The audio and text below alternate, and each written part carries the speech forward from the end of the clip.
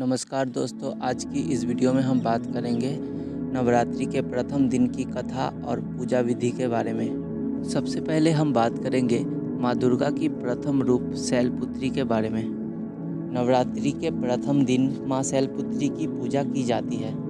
यदि उचित ढंग से की जाए तो माँ शैलपुत्री की पूजा से मूलाधार चक्र जागृत किया जा सकता है। तो सबसे पहले हम शैलपुत्री की कथा पर बात करेंगे। शैलपुत्री देवी सती का रूप है। सती प्रजापति दक्ष की कन्या थी। उनका विवाह महादेव शिव के साथ हुआ। दक्ष ने सती का महादेव शिव के साथ विवाह उनके पिता ब्रह्मा के कहने पर किया था, परंतु दक्ष शिव के जीवन शैली के कारण उन्हें पसंद नहीं करते थे। एक बार दक्ष ने एक बहुत बड़ा यज्ञ का आयोजन किया। इस यज्ञ में दक्ष ने शिव जी को आमंत्रित नहीं किया। जब सती को ज्ञात हुआ कि उनके पिता ने एक ऐसे यज्ञ का आयोजन किया है जिसमें सभी देवी देवता आमंत्रित है, तो उन्होंने भी शिव जी के सामने पिता के यहाँ जाने की इच्छा व्यक्त की। परंतु शिव जी ने कहा, एक विवाहिता को उनके पिता के यहाँ बिना निमंत्रण के नहीं जाना चाहिए। सती फिर भी जाने के लिए हट करती रही। सती की अपने घर जाके सबसे मिलने की व्यग्रता देख शिव जी ने उन्हें जाने की अनुमति दे दी। जब सती पिता के घर पहुंची तो माँ की अतिरिक्त किसी ने भी उन्हें स्नेह और आदर नहीं दी। यहाँ तक कि पूजा में शिव जी का भाग भी नहीं निकाला गया।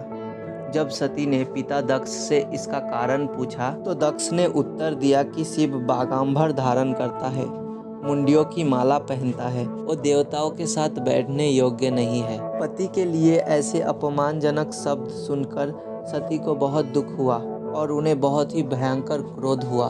उन्हें समझ आ गया था कि शिव जी के बात नहीं मान के उन्होंने बहुत बड़ी गलती की थी। भयंकर क्रोधाग्नि में सती ने अपने आप को उसी क्षण समाप्त कर दिया। इस भयावह घटना को सुनकर शिव जी ने अपने गणों को वहां भेजा और यज्ञ को पूर्णतया विध्वंस करा दिया। शिव जी क्रोध में आकर तांडव करने लगे और सती की शरीर को सभी दिशाओं में लेकर भ्रमण करने लगे।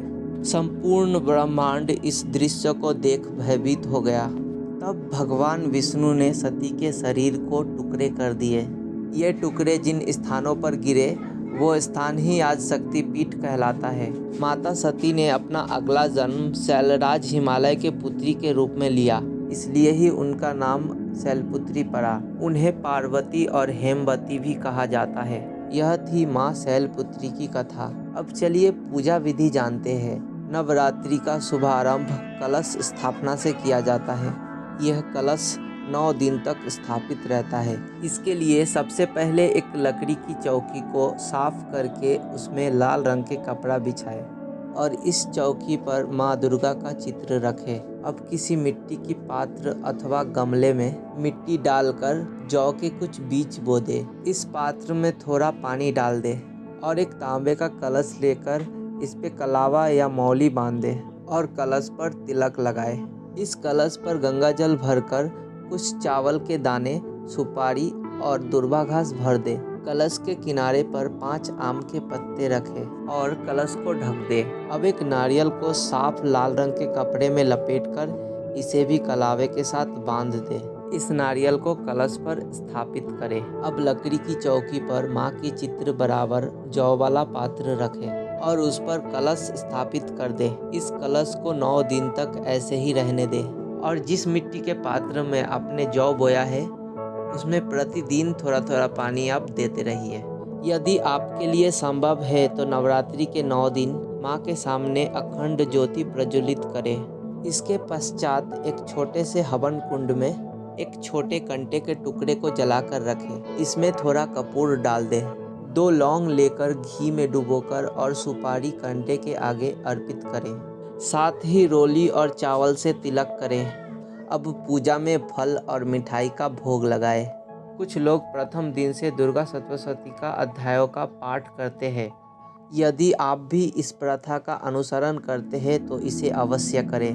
प्रतिदिन माँ दुर्गा के कवच का पाठ करना बिल्कुल ना भूलें। ऐसा करने से माँ का आशीर्वाद सदैव आप पर बना रहेगा।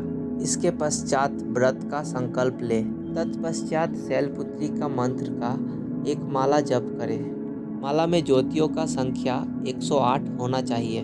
माँ शैलपुत्री का मंत्र इस प्रकार है: ओम सम शैलपुत्री देवियै नमः। इस मंत्र का 108 बार जप करें। माँ शैलपुत्री आयु, सौभाग्य और प्रकृति की देवी है, इसलिए माँ से प्रार्थना करें कि आपके घर में सौभाग्य बना रहे और सभी को लंबी आयु और स्वस्थ जीवन की प्राप्ति हो। अब आरती करके क्षमा याचना करते हुए पूजा का समापन करें और संध्या की समय में भी आरती करें।